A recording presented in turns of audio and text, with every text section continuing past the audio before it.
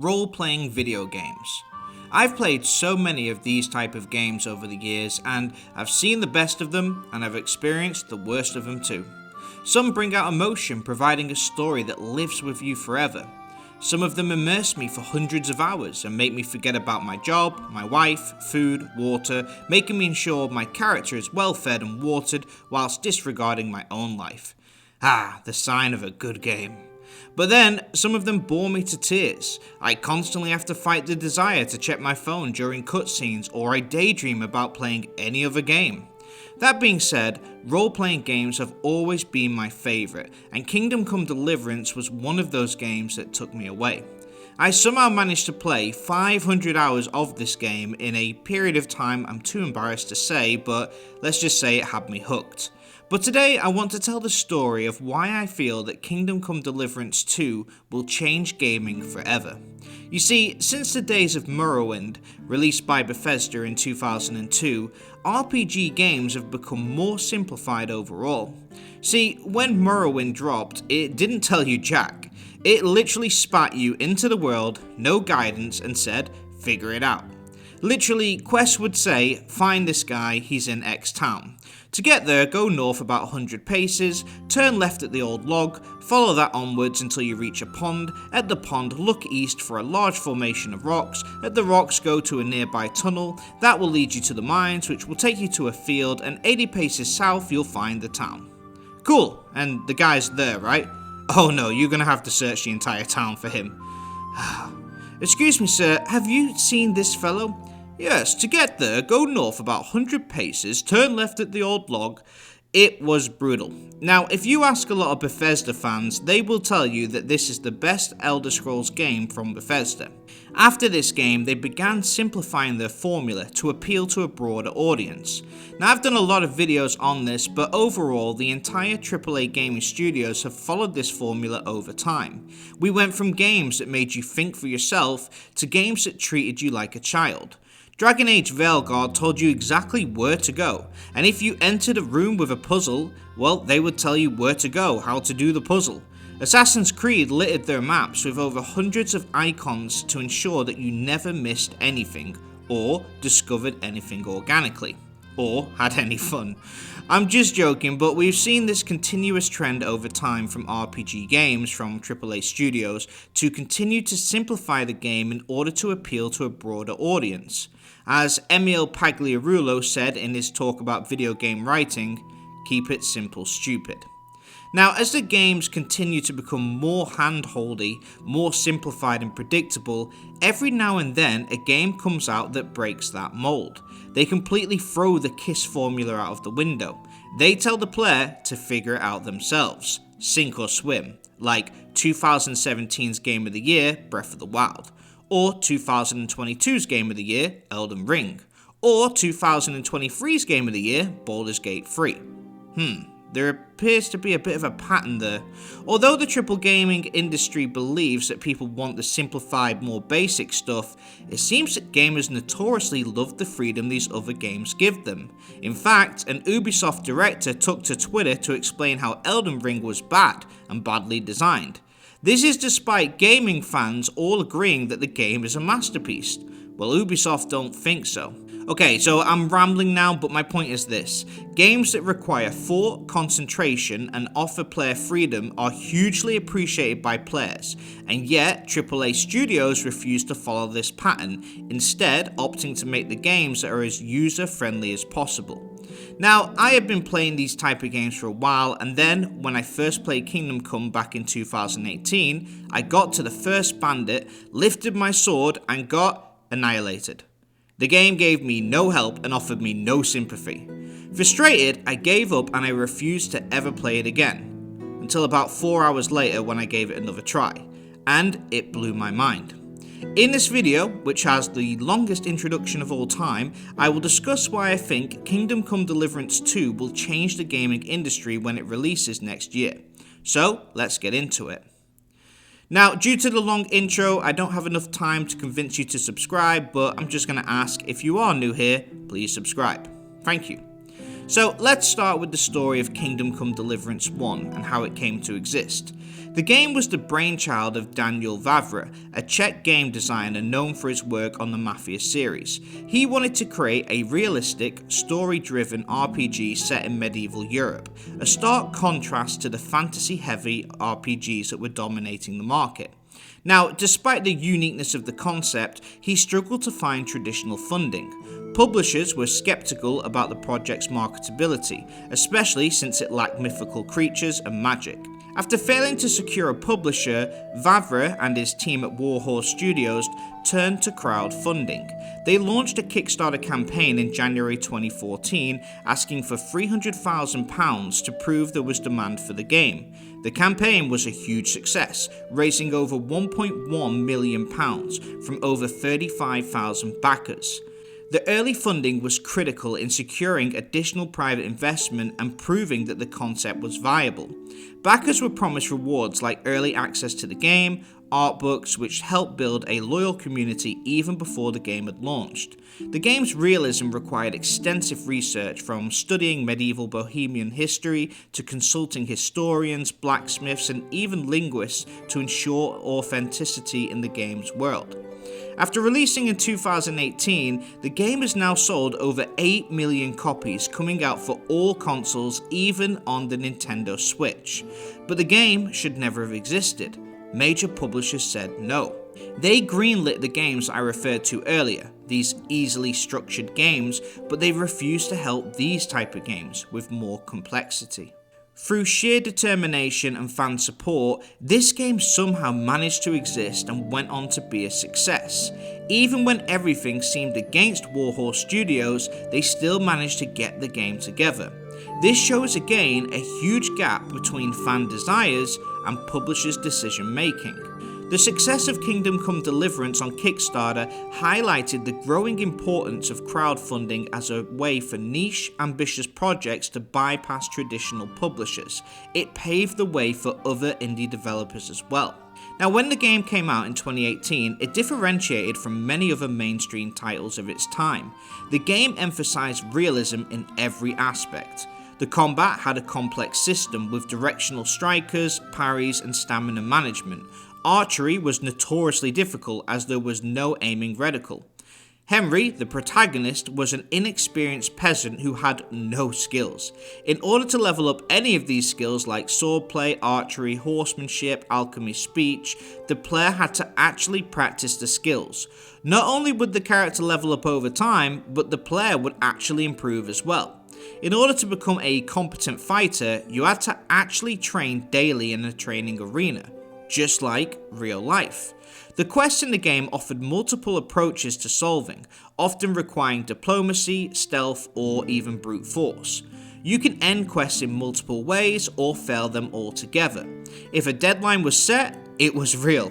When a character needed water by the next day, if they didn't get it, it was already too late. The game also had survival mechanics. Players had to eat, sleep, and maintain their equipment. Even the clothes that you wore would get dirty, and you would have to wash your clothes and bathe yourself over time to keep up with appearances. It was a realistic RPG through and through. Now, unlike most RPGs with no magic or mythical creatures, the story and gameplay was grounded in realism. There was a reputation system where your choices, actions, and even your appearance affected how NPCs would treat you. I remember being in the town of Ratai, and I got caught a few times stealing. After this, I kept getting asked to stop for random searches. This moment made me feel like the world was alive and it was reacting to my actions. Critics praised the game for its attention to detail, story, and immersive world. However, it faced criticism for technical issues and its steep learning curve, especially in regards to the combat. While Kingdom Come Deliverance was a highly ambitious and groundbreaking game, its limited budget and resources led to several shortcomings. The game was plagued by numerous bugs, from quest-breaking glitches to physics issues, like NPCs falling through the map. There were performance issues even on high-end PCs and consoles, as players reported crashes, frame rate drops, and long loading times. NPC behaviour was inconsistent, with characters sometimes ignoring or failing to respond to player actions. The combat system was unpolished, and despite it being unique and realistic, many players found it frustrating and clunky, especially within group fights. Difficulty balancing was not paced out as well as it should have been either. Other issues revolved around the game's UI, which did not explain a lot of things very well. Although a lot of players liked the freedom, some things were never explained, and this was quite daunting for some new players. So the bottom line is this: although the game was well received and did a lot right, due to its small budget and limited timescale, the game couldn't be as polished as Warhorse Studios may have wanted. Now, Dragon Age: The Veilguard cost $250 million to make, and over 10 years. Kingdom Come Deliverance cost $1 million and less than 4 years to make. The vision was there, the idea was great, the execution was good, but not as good as it could have been. If they had been given the time and budget that Dragon Age Veilguard had been given, or many other AAA games get for projects, it could have been one of the greatest RPGs of all time. Which brings me to Kingdom Come Deliverance 2. So, 7 years after the original game's release, Kingdom Come Deliverance 2 is on the way. The original game has now sold over 8 million copies, meaning this time Warhorse Studios have not only had all the time they need, but also the funding. Having seen trailers and gameplay from Kingdom Come Deliverance 2, it's clear that the game is going to be the game they originally envisioned. They have fixed the combat, they've tightened up the UI, they've improved every single aspect from the original game. The sequel's map will be twice the size of the original game, including new cities, such as Kuddenberg, and the world will feel even more alive with its increased scale and detailed environments. The gameplay and combat has been enhanced with new weapon types, including crossbows and early firearms, enhancing ranged combat. The melee system has also been revamped to be more accessible whilst maintaining its realistic medieval feel. The narrative stakes are higher, with Henry interacting with historical figures such as Sigismund, King of Hungary. The game will also feature 5 hours of cutscenes, meaning more depth to the story. Since releasing Kingdom Come Deliverance 1, Warhorse Studios has grown a lot. As of now, their team is 250 people strong, compared to the 11 it was when their first game began development. Essentially, if Kingdom Come Deliverance 1 was the rough draft, the idea, the concept, that was built in quick time with a limited budget, Kingdom Come Deliverance 2 will be what the devs originally envisioned when they saw their goals. Kingdom Come Deliverance 1 had a few shortcomings due to the lack of time and budget available, and as a result, a lot of features and ideas had to be cut. The UI, combat and graphics were all a little bit off. It was rough around the edges and played like a game made by a small studio. But small studio or not, their ideas and concepts were huge. Any fans of RPG games could see the detailed concepts within the game. All of these features, like the reputation system, the leveling setup, survival mechanics, were all such great ideas. A lot of us thought, wow, if this game studio was given the budget of a AAA game studio and the same amount of time, and they put that into this type of game, it would be world renowned. Kingdom Come Deliverance 2 promises to be that. Just a few things I want to emphasize about the studio. First of all, they love their fans. They listen to all feedback and take it on board in order to grow, unlike some other studios, Bethesda. They have conventions all the time and meet and greets with their fans. They also remembered their humble roots. They vowed that individuals who funded their initial crowdfunding on certain tiers would receive a copy of Kingdom Come Deliverance 2 completely for free as a way of saying thank you. It stated, "Thanks to your gracious backing of Kingdom Come Deliverance on Kickstarter on our website years ago, we now have gotten to a new chapter of Henry's journey. Because of your backer tier, the upcoming sequel will be free for you." This shows such appreciation to their fans. Warhorse Studios have shown that they have not forgotten their humble beginnings, and they appreciate those that helped them to get there. They don't have to do this, but they did. So based off of everything that I've seen from Kingdom Come Deliverance 2, I have the feeling that this game will be a hit and it will score incredibly high. It will most certainly outsell the previous game, and hopefully it will become a household name. Warhorse have learned from their first game, and now, with more time and additional budget, they can make the game that they originally envisioned. So, how will Kingdom Come Deliverance 2 rock the industry? Well, for two reasons. Number one is to fight against the AAA game studios. As I mentioned earlier, these studios have fought against games like Elden Ring, Baldur's Gate 3, Breath of the Wild, among others, saying that it breaks every rule in the book. Those games treated their fans like adults with intelligence and put the passion of gameplay above the money. The AAA game studios do not like this and continuously fight against it. I believe Kingdom Come Deliverance 2 will once again, like those other games, leave an impression on the industry, showing that fans appreciate games that give them freedom and respect their intelligence. Those three other games all won Game of the Year and are universally acclaimed. They also never die. These basic AAA games are here today and gone tomorrow. Games like Baldur's Gate 3, Elden Ring, Kingdom Come Deliverance, they live on forever. They stay around forever, and I'm tired of hearing AAA studios like Ubisoft hate on them for not adding a million map markers to the game. And just to confirm that point, that people prefer the complex in-depth RPGs, look at this stat on screen. This game, despite being released over 6 years ago, is still more popular than Dragon Age Veilguard, which was released just a few months ago and had 250 times the budget and marketing. Complex in-depth RPGs last forever. These short basic video games are here today and gone tomorrow. But also, they write well. Content is mature and DEI is non-existent. In fact, this is a quote from Daniel Vavra, the CEO of Warhorse Studios. And that is the root cause of Gamergate. People had enough of those hypocrites that started to inject their ideology everywhere while they do exactly the opposite of what they preach to others. Their official story about how the whole Gamergate started is one big lie. Gamergate refers to a movement started in 2014, fighting against the implementation of ideologies within video games. Now, we've seen this in games like Dragon Age Veilguard, that not only do they tell the player where to go, what to do, how to figure out a puzzle before they even have a chance, but they also teach them how to think.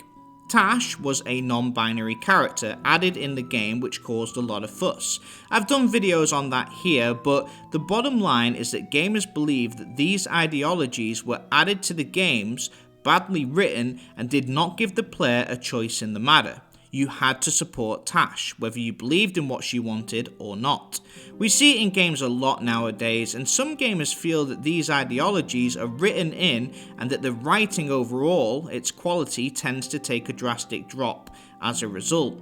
As in, the writers prioritize pushing an agenda even if it doesn't fit the story, and as a result, the game's quality suffers and declines. As in, the message is more important than the aspect of actually just making a good game.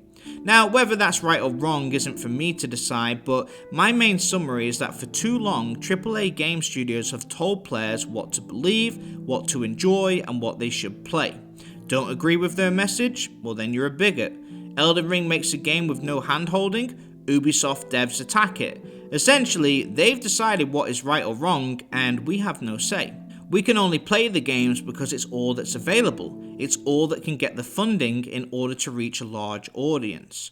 Until now. Kingdom Come Deliverance, being a crowd-funded game, has shown what can happen. A game turned down by every AAA publisher as it didn't convert to their rules. By using crowdfunding, they got a chance not often given within the industry. They were free to make a game and express themselves. Now Kingdom Come Deliverance 2 will rival GTA 6 as the biggest release of 2025. That is incredible. And I think it will rock the industry because people will start to realize maybe the AAA gaming industry isn't all that. Small indie studios maybe have the better ideas. And now, following Kingdom Come Deliverance's history, we know that we can support them. Kingdom Come Deliverance 2 will prove that indie studios can compete with the biggest established studios in the gaming world, and when given the chance, they can win outright as well. I for one am tired of being told what I should enjoy. I believe Kingdom Come Deliverance 2 will not only be a top tier game, but I believe it will sell well and prove that indie game developers with no publishers can work their way to the top. That is the reason that I believe Kingdom Come Deliverance 2 will change gaming forever. We are entering a phase where fans no longer trust the AAA studios, and I believe that indie game studios will end up being the future. Because after all, who would make a better game than actual gaming fans? The AAA publishers may have the power, the money, and dominate for now, but I feel that with new tools like crowdfunding, Kickstarter, and the example of Kingdom Come's success, that fans will finally have a say on what to back and what to play. They can tell fans what they should like, but fans will always make their own opinion. Anyway, that's it for this one, but what do you guys think? Are you looking forward to Kingdom Come Deliverance 2? Did you enjoy Kingdom Come Deliverance 1? And do you believe that indie studios are the future? Let me know your thoughts in the comments. If you enjoyed the video, please consider giving it a thumbs up. And if you're new here, please consider subscribing. I'm Av Gaming, where we do video game analysis, identifying what makes great games great and what could make good games great as well. Thanks for watching. Av out.